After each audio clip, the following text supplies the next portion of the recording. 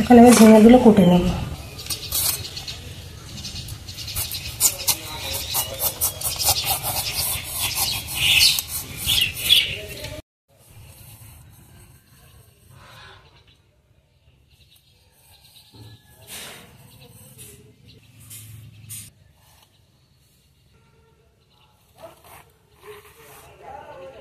ঝিঙেগুলো আমি এভাবে ছোট ছোট করে কেটে নেব।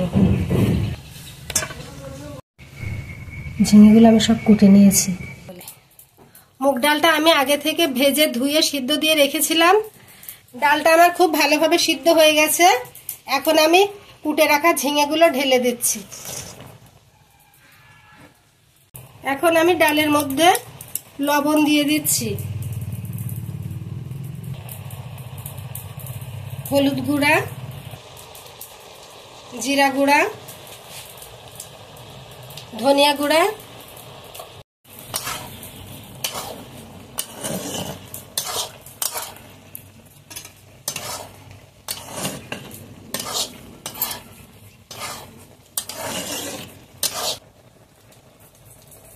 তেজপাতা দিয়ে দিচ্ছি। গরমের মধ্যে ঝিঙে দিয়ে ডাল দিয়ে এইভাবে তরকারিটা খেতে দুপুরের সময় খুবই ভালো লাগবে। সিদ্ধ হওয়ার জন্য আমি এখন ঢাকা দিয়ে ঢেকে দিচ্ছি। এখন আমি কারি পাতা গাছ থেকে আমি কিছু কারি পাতা নিয়ে নিচ্ছি। কারি পাতা গাছটা আমার খুবই ছোট। এখন আমি চিড়ে রাখা কাঁচামরিচগুলো দিয়ে দিচ্ছি। ফোড়নের জন্য আমি আরেকটা কড়াই বসিয়ে দিয়েছি। কড়াই আমার গরম হয়ে গেছে। এখন আমি সরিষার তেল দিয়ে দিচ্ছি ফোড়নের জন্য। তেল গরম হয়ে গেছে। এখন আমি পেঁয়াজ কুচি দিয়ে দিচ্ছি, আদা কুচি দিয়ে দিচ্ছি, রসুন কুচিগুলো দিয়ে দিচ্ছি, কারি পাতাগুলো দিয়ে দিচ্ছি।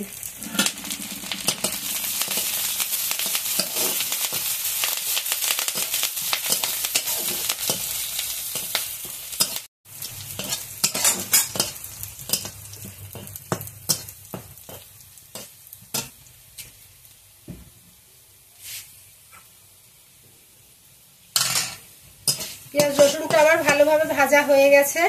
এখন আমি ডালটা ঢেলে দেব।